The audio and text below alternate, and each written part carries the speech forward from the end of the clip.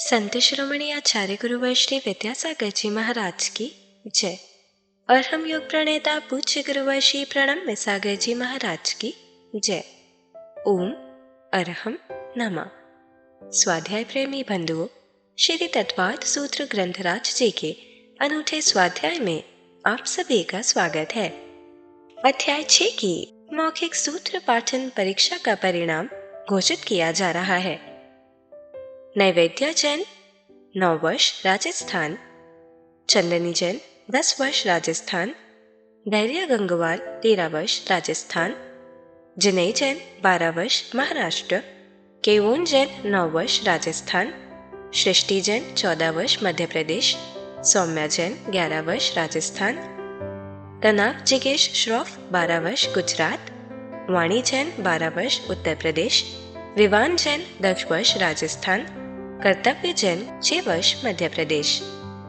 बड़ों में नितेश जैन मध्य प्रदेश, अक्षिता जैन राजस्थान, मोनिका विनाश हुमत महाराष्ट्र, जिज्ञासा जैन मध्य प्रदेश, लभांशी जैन मध्य प्रदेश, मीनल पिंकेश जैन महाराष्ट्र, रानी जैन राजस्थान, भावना संकेत शाह महाराष्ट्र, दीपिका जैन मध्य प्रदेश, शोभित जैन महाराष्ट्र, अनीता जैन उत्तर प्रदेश।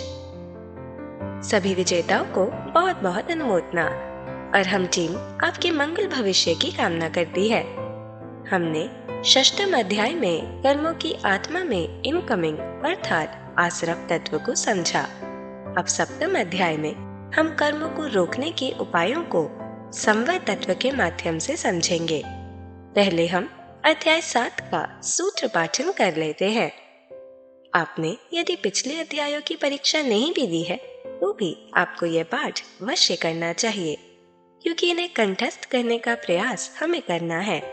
मोक्ष मार्गस्य नेतारं भेत्तारं कर्म भूव्रतां ज्ञातारं विश्वतत्त्वानां वन्दे तद्गुणलब्धये।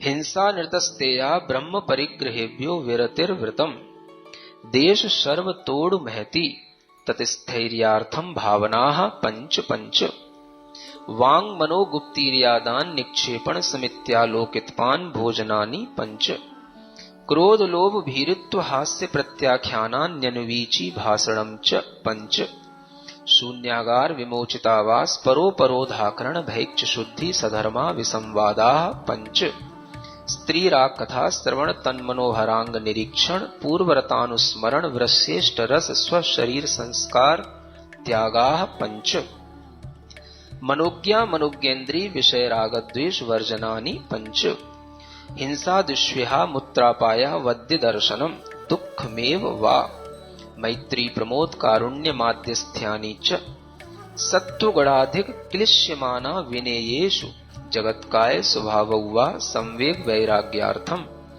प्रमत्त योगात् प्राण व्यपरोपणम हिंसा असदविधान मन्नृतम अदत्तादानम स्तेयम मैथुन मब्रह्म मूर्छा परिग्रह निश्शल्यो व्रति अगार्य नगारश्च अड़ुव्रतोगारी दिग्देशानर्थ दंड विरति सामायिक प्रोषधोपवासोपभोग परिभोग परिमाणातिथि संविभाग व्रत संपन्नश्च मारणांतिकीं सल्लेखनां जोषिता शंकाकांक्षा विचिकित्सान्य दृष्टि प्रशंसा संस्तवाः सम्यक दृष्टे रतिचाराः व्रतशीलेषु पंच पंच यथाक्रमम् बंधवदच्छेदाति भारारोपणान्नपान निरोधा मिथ्योपदेश रहोभ्याख्यान कूटलेख क्रिया न्यासापहार साकार मंत्र भेदाः स्तेन प्रयोग तदा हृतादान विरुद्ध राज्यातिक्रम हीनाधिक मानोन्मान प्रतिरूपक व्यवहाराः पर विवाह करणे त्वरिका परिग्रहीता परिग्रहीता गमनानंग क्रीड़ा काम तीव्रा विनिवेशाः क्षेत्र वास्तु हिरण्य सुवर्ण धन धान्य दासी दास कुप्य भांड प्रमाणातिक्रमाः ऊर्ध्वाधस्तिर्यक व्यतिक्रम क्षेत्र वृद्धि स्मृत्यंतराधानानि आनयन प्रेष्य प्रयोग शब्द रूपानुपात पुद्गलक क्षेपाः कंदर्प कौत्कुच्य मौखर्या समीक्षा दिकरणोपभोग परिभोगा नर्थक्यानि योग दुष्प्रणिधानानादर स्मृत्यनुपस्थानानि अप्रत्यवेक्षिता प्रमार्जितोत्सर्गादान संस्तरोपक्रमणानादर स्मृत्यनुपस्थानानि सचित्त संबंध सम्मिश्राभिसव दुपक्वाहाराः सचित्त निक्षेपापिधान पर व्यपदेश मात्सर्य कालातिक्रमाः जीवित मरणासंसा मित्रानुराग सुखानुबंध निदानानि अनुग्रहार्थम स्वस्यातिसर्गो दानम विधि द्रव्य दात्री पात्र विशेषात् तद विशेषः इति तत्वार सूत्रे सप्तमोध्याय। पूज्य मुनि श्री कहते हैं कि सिर्फ सूत्र के पाठन से ही हमारी विशुद्धि कई गुना बढ़ जाती है। तो आइए चलते हैं व्रत विज्ञान की कक्षा की ओर। मोक्ष मार्गस्य नेतारं भेक्तारं कर्म भूरतां ज्ञातारं विश्वतत्त्वानां वंदे तद्गुणलब्धये। देवादिदेव आदिम तीर्थंकर श्री ऋषभनाथ भगवान की, वर्तमान शासन नायक श्री वर्धमान महावीर भगवान की, परम पूज्य आचार्य गुरुवर श्री विद्यासागर जी महाराज जी की। फिर दूसरा श्रावक होता है नैष्ठिक श्रावक। जो नैष्ठिक श्रावक होता है वहाँ से ये प्रतिमाओं के रूप में उसका व्रत पालन करने का भाव शुरू हो जाता है। जो आपने दर्शन प्रतिमा, व्रत प्रतिमा, सामायिक, प्रोषदोपवास इत्यादि जो 11 प्रतिमाओं का वर्णन आता है, ये एक तरह से नैष्ठिक श्रावक के लिए है। तो नैष्ठिक श्रावक जब शुरू हो जाता है तो पाक्षिक श्रावक और नैष्ठिक श्रावक में अंतर हो जाता है कि जैसे वह अब दर्शन प्रतिमा को धारण कर लेगा। सबसे पहली उसकी कौन सी प्रतिमा? तो दर्शन प्रतिमा का मतलब ये नहीं है, कुछ लोग समझते हैं भगवान का दर्शन करने का संकल्प लेने का नाम दर्शन प्रतिमा है ना, कि भगवान का दर्शन करने का संकल्प ले लिया तो इसका नाम दर्शन प्रतिमा है। ऐसा नहीं है। दर्शन प्रतिमा का मतलब यह है कि उसके अंदर जो श्रद्धा है उस श्रद्धा को उसने अपनी प्रतिमा यानी संकल्प के साथ जोड़ लिया है। और उसकी जो श्रद्धा जो संकल्प के साथ जुड़ी है वो एक तो सम्यक दर्शन का निरतिचार पालन करना, और दूसरा उसके लिए अष्ट मूल गुणों का भी निरतिचार पालन होना। 5 अड़ुव्रत अब वो ग्रहण करेगा, उन 5 अड़ुव्रतों को पालन करेगा, लेकिन उनमें वह दोष लगा सकता है, उनका सातिचार पालन होगा, क्योंकि वो धीरे धीरे ऊपर बढ़ रहा है। जो पाक्षिक श्रावक है वो अष्टमूल गुणों में दोष लगाता है, लेकिन जो दर्शन प्रतिमा वाला श्रावक होगा वो अष्टमूल गुण में भी दोष नहीं लगाएगा। तो किसी भी तरीके का उसके लिए जो सप्त विषण है उनमें भी दोष नहीं लगेगा, और जो अष्टमूल गुण है उनमें भी वो दोष नहीं लगाएगा। तो इस तरीके से वो दर्शन प्रतिमा वाला श्रावक बनेगा, है ना। तो ऐसा जो दर्शन प्रतिमा वाला श्रावक होगा वो नियम से और कुछ 12 व्रतों का पालन तो वह निर्दोष रूप से भी नहीं करेगा, लेकिन 5 अड़ुव्रतों का पालन जो करेगा उन अड़ुव्रतों के पालन में भी वह सतर्कता बरतेगा। और उसके साथ साथ उसके जो 8 मूलगुण जो निर्दोष रूप से फलेंगे, उस कारण से वह किसी भी परिस्थिति में कोई भी ऐसी चीज़ें हैं जिनमें कि मांस का पुट है, या जिनमें कोई मदरा आदि का पुट है, जिनमें कोई शहद आदि का पुट है, तो वो चीज़ें कभी भी वो सेवन नहीं करेगा। और जिन चीज़ों में संकल्प पूर्वक उसके लिए जैसे त्रसहिंसा का दोष लगता है, उस दोष से भी वो बचेगा, क्योंकि जिनके लिए अष्ट मूलगुण निर्दोष पालन करने में आएंगे वो कभी भी जो घर में सेवन करने वाली जो चीज़ें हैं, चाहे वो दाल सब्जियां हों या कोई दूध हो या कोई भी मिष्ठान आदि हों या मसाले आदि हों, कोई भी जो चीज़ें हैं वो सब चीज़ें त्रस जीवों की हिंसा से रहित, जिनमें त्रस जीवों की उत्पत्ति न हो, ऐसा वह उन चीज़ों का सेवन करने का एक मतलब निर्दोषी श्रावक बन जाता है। क्योंकि उसने अष्ट मूल गुणों में जब निर्दोषता आएगी तो फिर उसमें निर्दोषता तभी बनेगी जब किसी भी चीज़ में त्रस जीवों की उत्पत्ति न हो करके वो उसको सेवन करे। जिन चीज़ों में त्रस जीवों की उत्पत्ति हो जाएगी तो फिर उसके लिए वो मांस का सेवन का दोष लगता है। तो इस कारण से वो दर्शन प्रतिमा वाला श्रावक नहीं होगा। तो अष्ट मूल गुणों को जो पालन कर रहा है, एक अविरति है, पाक्षिक श्रावक जो है वो भले ही मर्यादा पर ध्यान न दे, किस चीज़ की मर्यादा 3 दिन की है, 5 दिन की, 7 दिन की है, लेकिन जो दर्शन प्रतिमा वाला हो जाएगा उसके लिए मर्यादित भोजन लेना आवश्यक हो जाता है, क्योंकि वह त्रस हिंसा का त्यागी हो जाता है और इसी कारण से वह अष्ट मूल गुणों का निरतिचार पालन कर पाता है, क्योंकि जिन जीवों की उत्पत्ति होने लगती किसी वस्तु में, तो वस्तु फिर जो है निर्दोष नहीं रही, उसमें जो है मांस का पुट आ गया त्रस जीवों के कारण से, क्योंकि त्रस जीव जहाँ उत्पन्न हो गए वहाँ पर मांस और खून जो है उनके शरीर में आ जाता है। तो इस तरह का त्याग उसका दर्शन प्रतिमा वाले का नियम से बन जाता है। इसलिए जो लोग व्रत प्रतिमा की ओर आगे बढ़ना चाहते हैं, उन्हें सबसे पहले दर्शन प्रतिमा में ये भाव करना चाहिए कि हम शुद्ध भोजन शुद्ध पानी का सेवन करें, तब दर्शन प्रतिमा का पालन होगा। तो शुद्ध भोजन में मर्यादित भोजन ही आएगा। जो भी चीज़ों की मर्यादा जहाँ जैसी बताई गई है, दूध की मर्यादा होती है, घी की मर्यादा होती है, दही की मर्यादा होती है, बने हुए जो पकवान हैं उनकी मर्यादा होती है, रोटी की मर्यादा अलग होती है। ये सब चीज़ों की जो मर्यादा बताई जाती है शास्त्रों में, उस मर्यादा का पालन करते हुए भोजन करना, ये किसके लिए नियम से हो जाता? दर्शन प्रतिमा वाले श्रावक के लिए, क्योंकि वो अष्ट मूल गुणों का भी निरतिचार रूप से पालन करेगा। तो इस तरह की मर्यादा भोजन के साथ में, और वैसे ही पानी के साथ में। पानी भी वह नियम से जल छान करके पिएगा, ऐसा जल जो उसके लिए छानने में आए। जो हाथ के जो हत्था वाले जो हैंड पंप होते हैं, है ना, जिनके माध्यम से जो है वो पानी जर्क से ऊपर आता है, और उस पानी में फिर जो है छानने जैसी कोई स्थिति बनती नहीं है, और छन्ने के बाद में भी उसमें जो छना हुआ जो बिलछानी रह जाती है छन्ने के ऊपर की, वह पुनः उसी में विसर्जित होने का कोई भी तरीका बनता नहीं है, तो वो छना हुआ जल नहीं कहलाता। इसलिए छना हुआ जल का, शुद्ध जल का वह सेवन करने का अधिकारी बन जाता है वह दर्शन प्रतिमा वाला श्रावक।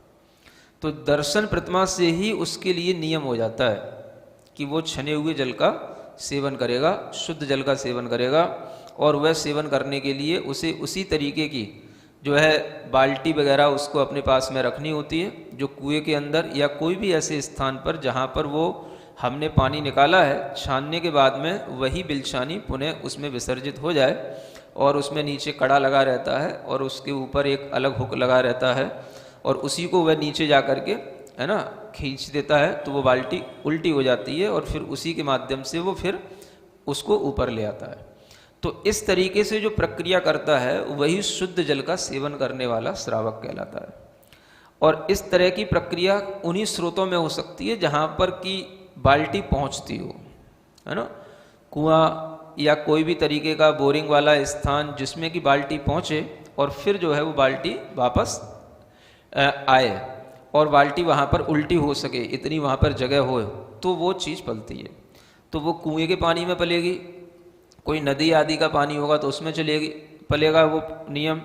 खुले स्रोतों से जो पानी मिलेगा उसमें ये सब प्रक्रिया हो सकेगी। लेकिन जो बोरिंग करने के बाद में जिनको ढक दिया जाता है और हैंडपम्प वगैरह से पानी निकालते हैं, उनमें ये सब प्रक्रिया नहीं हो पाती।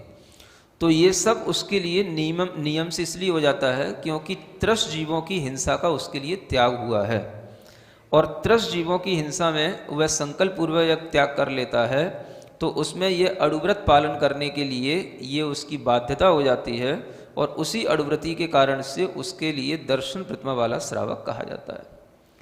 उस समय पर वह अपने खाने पीने संबंधी चीज़ों पर ध्यान देता है। अब जब वो व्रती प्रतिमा वाला श्रावक बनेगा तो उसके व्रत और ज़्यादा बढ़ जाएंगे। वो अब 12 व्रतों का पालन करेगा, और 12 व्रतों के पालन के साथ में सामायिक है, प्रतिक्रमण है, ये सब भी उसके करने का नियम रहेगा। लेकिन एक प्रतिमा वाला श्रावक, उसके लिए अभी और ये सब नियम नहीं है, केवल बस शुद्ध भोजन शुद्ध पानी। तो इस तरह से जो आगे बढ़ने की प्रक्रिया है वही चीज़ें आगे 11 प्रतिमा तक जाती हैं, क्षुल्लक ऐलक तक ये सब चीज़ें पहुंच जाती हैं, और ये सब देशव्रती श्रावक कहलाते हैं। ये सब घर में रहने वाले अणुव्रती हैं, अगारी हैं, और इनके भी 5वां गुण स्थान हो जाता है। ये नैष्ठिक श्रावक जो होंगे इनका 5वां गुण स्थान कहा जाता है। और तीसरे होते हैं साधक श्रावक, जो कि अंत में सल्लेखना को धारण करते हैं और सल्लेखना पूर्वक अपना मरण करते हैं, उसकी साधना करते हैं, उनको साधक श्रावक बोलते हैं। ऐसे 3 प्रकार के श्रावकों का वर्णन शास्त्रों में मिलता है, उन्हीं को यहाँ पर अगारी के रूप में कहा गया है। इसी अगारी का और विस्तार से वर्णन करने हेतु ये आगे का सूत्र आता है, दिग्देशानर्थ दंड विरति सामायिक प्रोषधोपवासोपभोग परिभोग परिमाणातिथि संविभाग व्रत संपन्नश्च, यह सूत्र है जो कि अड़ुव्रतों के आगे भी और कौन से व्रत होते हैं उनका वर्णन करने के लिए है। 12 व्रत हो जाते हैं और वो 12 व्रत धीरे धीरे अपने अपने एक एक व्रतों में जब स्पेशलाइजेशन होने लग जाता है तो प्रतिमा का रूप लेते चले जाते हैं, है ना। तो उसी को यहाँ आगे कहते हैं, जैसे दिग्व्रत, अड़ुव्रत के आगे अब कौन से व्रत आएंगे? दिग्व्रत। दिग्व्रत माने जो दिशाओं की मर्यादा कर लेना, दूर दूर तक जो फैली हुई दिशाएं हैं, दूर दिशाओं में हम कहाँ तक गमन करेंगे, वो दिशाएं, चारों दिशाएं ऊपर नीचे की अधो और ऊर्ध्व दिशा भी होनी चाहिए, और इस तरह से सब दिशाओं की मर्यादा बना लेना, कितनी ऊंचाई तक, कितने किलोमीटर दूर तक, कितने देश तक, कितने समुद्र तक हम गमनागमन करेंगे, इस तरह की मर्यादा को बना लेने का नाम दिग्व्रत कहलाता है। फिर जो मर्यादा दिग्व्रत में बन जाती है उसी को ही देश व्रत में और भीतर की मर्यादा बनाई जाती है। यानी जो मर्यादा हमने बना ली वो तो बहुत लंबे समय के लिए बना ली, वो आजीवन हो गई दिग्व्रत में। देश व्रत में कुछ समय के लिए होती है, जैसे कि हम 8 दिन के लिए, 4 दिन के लिए इस शहर को छोड़कर नहीं जाएंगे, इस मोहल्ले में ही रहेंगे, इस गांव में ही रहेंगे, इस तरीके की जो मर्यादा बन जाती है वो कहलाता है देश व्रत। तो ये दोनों अलग अलग व्रत हैं, दिग्व्रत और देश व्रत। फिर आता है अनर्थ दंड विरति, जो 5 प्रकार के अनर्थ दंड होते हैं उनसे भी श्रावक विरति लेता है। तो वो पाप उपदेश, हिंसादान, दुष्श्रुति, अपध्यान, है ना, और प्रमादचर्या, ऐसे 5 अनर्थ दंड हैं जिनके बारे में ज़्यादातर सुधी श्रावकों ने पढ़ रखा होता है। उसका डिटेल करने का, यहाँ पर विषय बढ़ाने का कोई ज़्यादा, है ना, उपयोगिता समझ इसलिए नहीं आती कि ज़्यादातर लोग इन सब बातों को सुन चुके होते हैं, और रत्नखंड श्रावकाचार वगैरह ग्रंथ में भी इनका अच्छे से विस्तार से वर्णन किया गया है। तो इस तरह की 5 प्रकार की अनर्थ दंडों से विरति भी उसके अंदर आ जाती है। फिर बाद में लिखते हैं, यहाँ पर ये समझें कि जैसे दिग्व्रत है, देश व्रत है और अनर्थ दंड व्रत है, इन तीनों को हम गुण व्रत के रूप में यहाँ ग्रहण कर सकते हैं। ये 3 क्या हो गए यहाँ पर? गुण व्रत हो गए रत्नखंड श्रावकाचार में, और यहाँ पर थोड़ा सा अंतर है, वो आप समझ लेना। फिर इसके बाद में आता है सामायिक, ये शिक्षा व्रत में आ जाता है ना। तो ये सामायिक भी उसके लिए जो 2 प्रतिमा को धारण कर लेता है, व्रती श्रावक बन जाता है, उसके लिए 2 बार सामायिक करने का नियम बन जाता है। और वह 2 बार सामायिक करने के बाद में सुबह और शाम की सामायिक का नियम रखता है। दोपहर की सामायिक वो अभ्यास के रूप में रखता है, और वो अभ्यास करते हुए जब वो निष्णात हो जाता है उसमें, तो फिर वह जब उसका मन होता है कि हमें अपनी प्रतिमा को आगे बढ़ाना है, तो जब दूसरी से तीसरी प्रतिमा होती है तो उसमें ज़्यादा अंतर नहीं आता। फिर आगे आगे की प्रतिमाएं तो सब सरल हैं। सबसे ज़्यादा है महत्वपूर्ण 2 प्रतिमाओं का पालन करना। जिसने 2 प्रतिमाओं को अच्छे से पालन कर लिया उसने सब कर लिया। 2 प्रतिमाओं में भी सारे व्रत आ जाते हैं, और 2 प्रतिमाओं में फिर जो आगे आगे होता है वो थोड़ा थोड़ा सा होता चला जाता है। सामायिक प्रतिमा में बस इतनी कंडीशन और बढ़ जाएगी कि उसको दोपहर में भी सामायिक करने का नियम हो जाएगा, तो सामायिक प्रतिमा हो जाएगी। फिर आगे आगे चौथी प्रतिमा आएगी, प्रोषदोपवास प्रतिमा, उपवास का नियम प्रोषद के साथ में रहेगा। फिर सचित त्याग, ये छोटे छोटे से नियम उसके और बढ़ते चले जाते हैं, और इस तरह से उसकी ये नियमों की संख्या बढ़ने से और उसकी प्रतिज्ञा बढ़ने से प्रतिमाओं का स्तर बढ़ता चला जाता है, उसकी विशुद्धि बढ़ती है, कर्म की निर्जरा भी बढ़ती है। असंख्यात गुणी जो कर्म की निर्जरा होती है, यह भी देशव्रती के लिए प्रारंभ हो जाती है, और जैसे जैसे उसकी प्रतिमाएं बढ़ती चली जाती हैं उसकी निर्जरा भी बढ़ती है, यदि वो उनका अच्छे ढंग से निर्दोष पालन करता है तो यह सामायिक प्रोषदोपवास भी ये व्रत के रूप में कहा गया है। और प्रोषदोपवास का मतलब होता है कि जैसे एक तो होता है उपवास और एक होता है प्रोषद उपवास। तो उपवास तो वो कहलाता है कि हमने जो 1 दिन के भोजन का त्याग कर दिया, ये तो हो गया उपवास। प्रोषद शब्द इसलिए लगा है कि जिस दिन हमने भोजन का त्याग किया है वो तो त्याग है ही है, उससे 1 दिन पहले भी शाम की भी भुक्ति का त्याग हो जाता है ना। और अगले दिन भी जो है वो जब मुनि महाराज को आहार दे ले उसके बाद भोजन करेगा, तो अगले दिन की भी 1 भुक्ति का उसका त्याग हो जाता है। यानी सुबह और शाम की व्रती श्रावक के लिए 2 भुक्ति मानी जाती हैं। तो जिसको प्रोषदोपवास करना है वो 4 भुक्ति का त्यागी हो जाता है। एक उपवास में कितना? 4 भुक्ति का त्याग हो गया, क्योंकि एक जैसे अष्टमी है उसकी सुबह शाम की 2 भुक्तियाँ, सप्तमी की एक शाम की और नवमी की एक अगले दिन की। तो ऐसी 4 भुक्ति के त्याग से वह एक दिन का उपवास माना जाता है ना।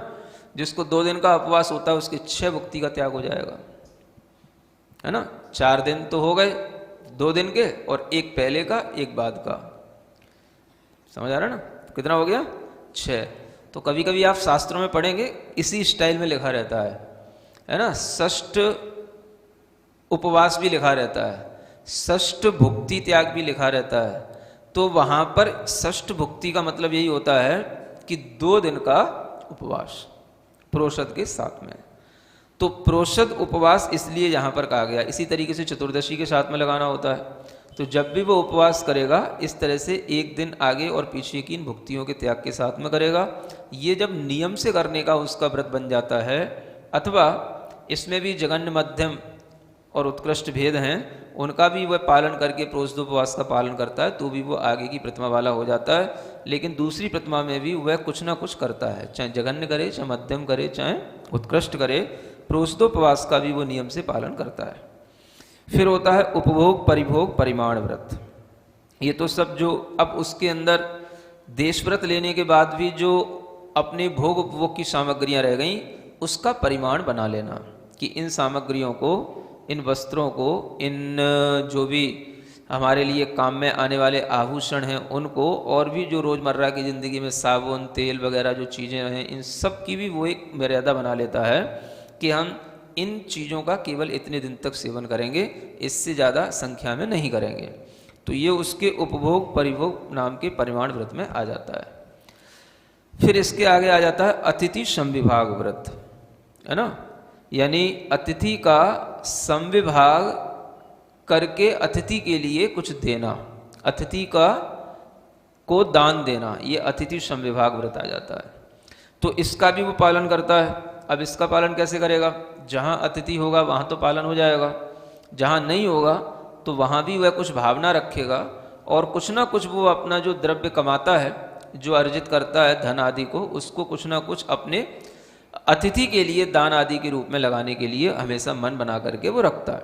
तो इस तरीके का जो है वो इसलिए अतिथि समविभाग व्रत कहलाता है।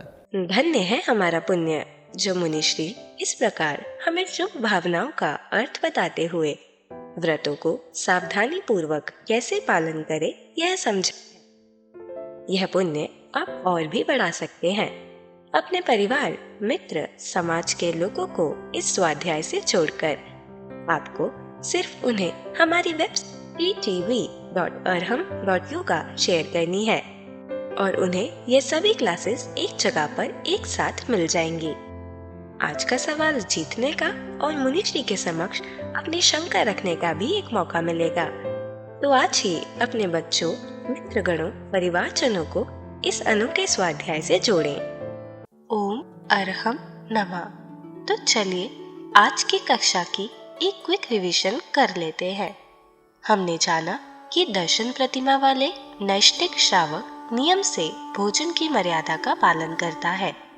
वह शास्त्रों में वर्णित दूध, दही, घी, रोटी आदि की मर्यादा का पालन कर शुद्ध भोजन, शुद्ध पानी का सेवन करता है, जिससे अष्टमूल गुणों का निर्दोष पालन हो सके।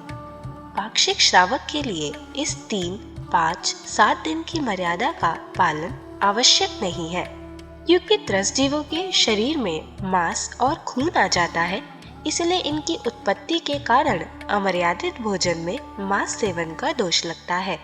इसीलिए हमें सबसे पहले दर्शन प्रतिमा में शुद्ध भोजन करने के भाव करने चाहिए। हमने शुद्ध जल यानी पानी छानने की सही प्रक्रिया को भी जाना। इसमें खुले जल स्रोत जैसे नदी, कुआं, विशेष बोरिंग आदि, जिसमें बाल्टी के माध्यम से जल को ऊपर लाकर और छानने के पश्चात छन्ने के ऊपर की बिलछानी को बाल्टी आदि में नीचे लगे कड़े हुक आदि के माध्यम से पुनः उसी स्रोत में विसर्जित करते हैं। ढके हुए बोरिंग या हैंडपंप आदि में जर्क के साथ पानी ऊपर आता है। जिससे छानने जैसी स्थिति ही नहीं बनती और फिर बिलछानी विसर्जित करने का भी कोई तरीका नहीं होता, जिससे वह जल छना हुआ नहीं कहलाता। एक प्रतिमा वाले श्रावक के केवल शुद्ध भोजन पानी का नियम होता है। बढ़ते बढ़ते यह प्रक्रिया 12 व्रतों का पालन करते हुए 11 प्रतिमा और क्षुल्लक एलक तक पहुंच जाती है। ये सब देशव्रती श्रावक, अणुव्रती, अगारी होते हैं। इन सब नैष्ठिक श्रावकों को 5वां गुणस्थान होता है।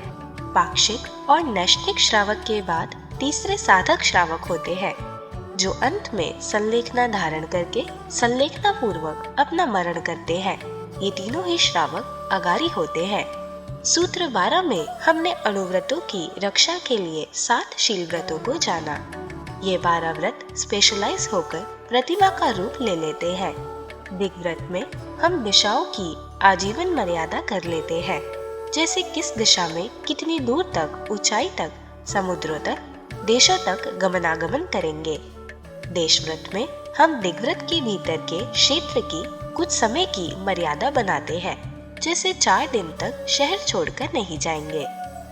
अनर्थ दंड विरति में हम 5 प्रकार के अनर्थ दंड, पापोपदेश, हिंसादान, दुहश्रुति, अपध्यान और प्रमादचर्या से विरति लेते हैं। इन 3 व्रतों को गुणव्रत कहते हैं। रत्नकन श्रावकाचार आदि ग्रंथ में इनका विस्तार से वर्णन आया है, जो यहाँ से थोड़ा भिन्न है। हमने आगे 4 शिक्षा व्रत को भी जाना। 2 प्रतिमाधारी श्रावक सुबह और शाम की समायिक नियम से करता है और दोपहर की समायिक को अभ्यास रूप में। तीसरी प्रतिमा में दोपहर की समायिक भी नियम पूर्वक होती है। हमने जाना कि श्रावक के सुबह और शाम की 2 भुक्ति मानी जाती है। पृषद उपवास में 4 भुक्ति का त्याग होता है, यानी उपवास से पहले शाम की भुक्ति और उपवास के बाद की सुबह की भुक्ति, जिसमें वह मुनि महाराज को आहार दे सके। इसी प्रकार प्रोषद के साथ 2 उपवास में 6 भुक्ति का त्याग होता है। इसे षट उपवास या षट भुक्ति त्याग भी कहते हैं। प्रोषद उपवास जघन्य, मध्यम और उत्कृष्ट भेद से किया जाता है। प्रोषद प्रतिमा में इसका नियम से पालन होता है, लेकिन 2 प्रतिमाधारी भी इसको पालता है। सामायिक प्रोषद उपवास भी यहाँ व्रत रूप में कहे गए हैं। हमने जाना कि 2 प्रतिमाओं का पालन सबसे महत्वपूर्ण होता है। आगे आगे की प्रतिमाएं तो सरल है। उपभोग, परिभोग, परिमाण व्रत में हम भोगोपभोग की सामग्रियां जैसे वस्त्र, आभूषण, साबुन, तेल आदि की भी मर्यादा बना लेते हैं और अतिथि संविभाग व्रत में अतिथि को कुछ दान देते हैं। तो चलिए अब हम सभी जिनवाणी स्तुति करेंगे और तत्पश्चात समय होगा आज के सवाल का। सिरिजिणवाणी जग कल्याणी जग जन मदतम मोहरी जनमण हारी गढ़हर हारी जम जरा भव रोग हरि तिथ्य राणम दिव्य झुणिम जो पढ़ई सुणई मय्ये धारई राणम सौख मणंतम धर्य सासद मोक्ष पदम पावई सासद मोक्ष पदम पावई। अब समय है आज के प्रतियोगिता प्रश्न में भाग लेकर आकर्षक पुरस्कार जीतने का। आप अपने फोन को QR कोड स्कैन करने के लिए तैयार रखें या दिए गए लिंक पे जाएं। आप अपना उत्तर चुनकर हमें कल शाम 5 बजे तक भेज सकते हैं। 3 भाग्यशाली विजेताओं को मिलेंगे आकर्षक पुरस्कार। विजेताओं का नाम इसी कार्यक्रम में हर रविवार को घोषित किया जाएगा। साथ ही सभी प्रश्नों के सही उत्तर भी बताए जाएंगे। आज का सवाल है, अब ध्यान क्या है? अर्थदंड, अनर्थदंड, अर्थदंड विरति, अनर्थदंड विरति। अध्याय 7 की कक्षा 19 के आज के सवाल का सही उत्तर है घर से रहित। अगर आप किसी कारणवश कोड को स्कैन ना कर पाए हों तो आप क्लास की वेबसाइट पर जाकर भी उन्हें अटेम्प्ट कर सकते हैं। इस लिंक पर जाएं या QR कोड को स्कैन करें।